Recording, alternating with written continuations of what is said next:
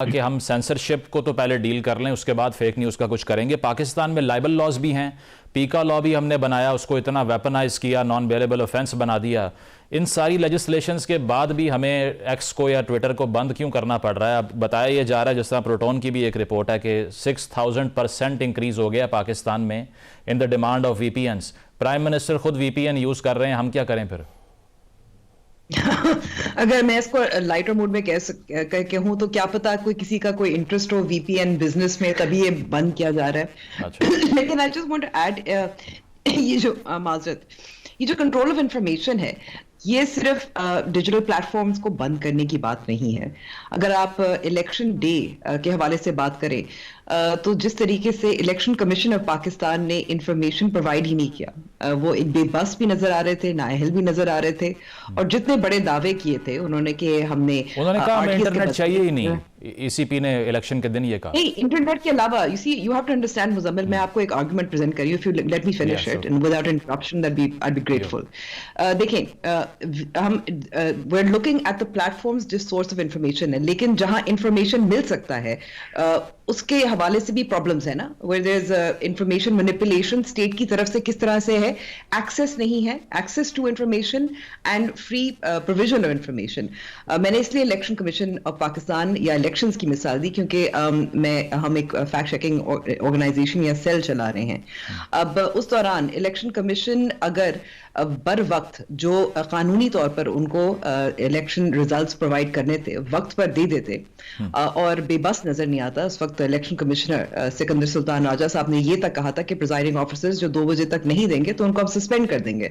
लेकिन कोई कानूनी कार्रवाई भी उनके खिलाफ नहीं हुई, कोई मुअत्तली भी नहीं हुई और मालूमात भी नहीं फराम की गई। तो जब ये आप black hole information black holes create करते हैं, ट्विटर ये एक अक्कासी है, एक मैनिफेस्टेशन है। दूसरी तरफ जब जो इदारे जिनकी जिम्मेदारी है कि वो एक्सेस टू इंफॉर्मेशन भी प्रोवाइड करें और इंफॉर्मेशन बर वक्त फ्रीली प्रोवाइड करें, जब वो नहीं देते तो उस पर भी आपको एक स्प्रेड और प्रोलिफरेशन नजर आती है मिस इन्फॉर्मेशन डिसइंफॉर्मेशन की। क्योंकि फिर एक नैरेटिव, ये बयानिया या एक हमें यही कहा जाता है ना कि जाहिर है कि इलेक्शन रिजल्ट्स कुछ और थे, सुबह उठे तो कुछ और थे। मैं ये नहीं कह रही कि रिगिंग नहीं हुई, मैं कहने का मकसद ये है कि उसको बेहतर तरीके से मैनेज भी किया जा सकता है। और ये जो media management, crisis management communication होती है, वो क्या होती है? वो यही होती है ना कि आप you have to stay ahead of the game. तो रियासत को कोई दिलचस्पी नहीं है डिसइंफॉर्मेशन को रोकने में, रियासत को कोई और ये ट्विटर के जरिए, वीपीएन्स के जरिए अब आप कर सकते हैं। कितने फीसद पाकिस्तानी ट्विटर इस्तेमाल करते हैं? 5-10% हो गए।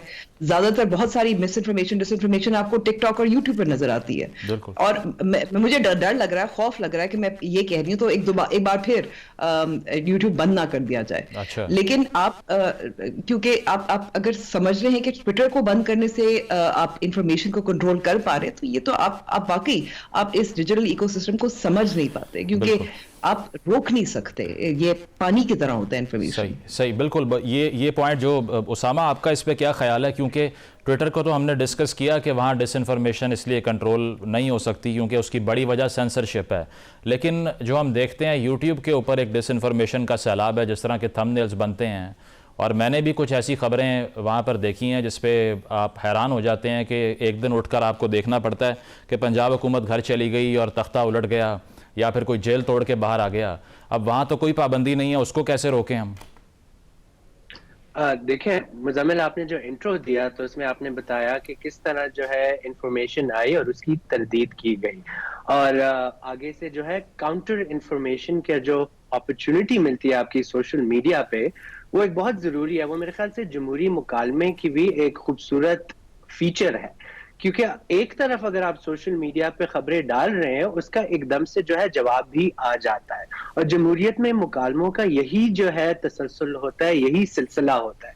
तो मैं तो इसे अच्छी नजर में देखता हूँ कि सोशल मीडिया आपको कमेंट, रिप्लाई और रिस्पांस का पूरा एक इक्वल अपॉर्चुनिटी देता है, और जहां तक आपका कोई गलत खबर भी फैलती है उसको दुरुस्त करने का मौका भी हर किसी को एक इक्वल फुटिंग पे दिया जाता है। इसके अलावा फिर जाहिर बात है, जिस तरह आपने फरमाया कि अक्सर जो है वो गलत खबर ज्यादा फैल जाती है, लेकिन जो सोशल मीडिया प्लेटफॉर्म्स हैं उनके अपने काफी फीचर्स हैं जिनको इस्तेमाल करने की ज्यादा जरूरत है।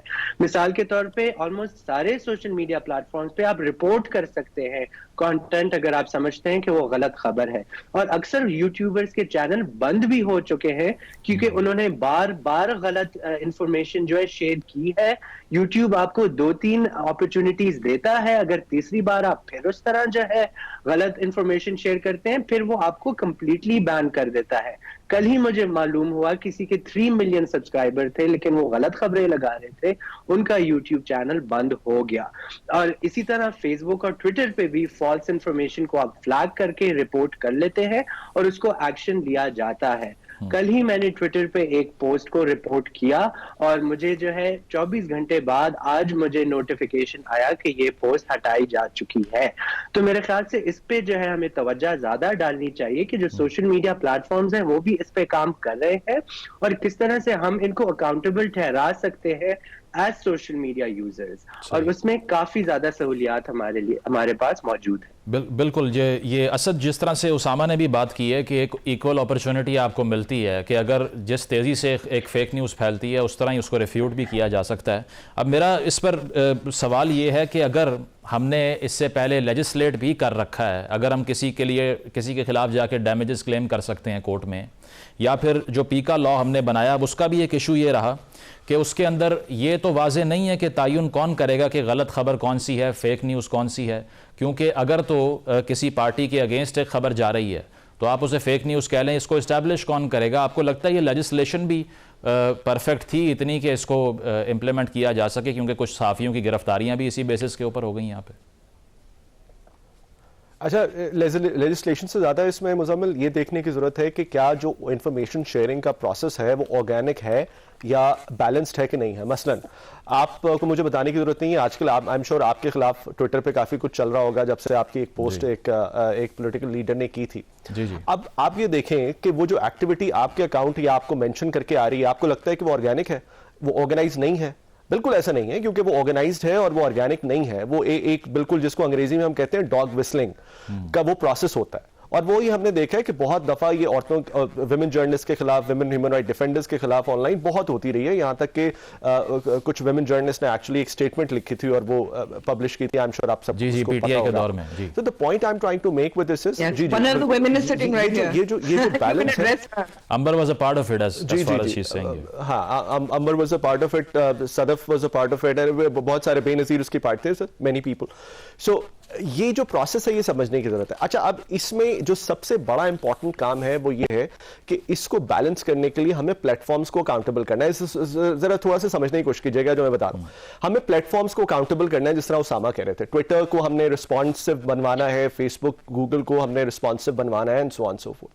अब मसला ये है कि जैसे ही हम प्लेटफॉर्म अकाउंटेबिलिटी की बात करते हैं तो गवर्नमेंट आती है और ये कहती है कि अच्छा अब हम इस पर लेजिस्लेशन करेंगे और अब हम फेक न्यूज को जो है वो क्रिमिनलाइज कर देंगे और उसको बैन कर देंगे।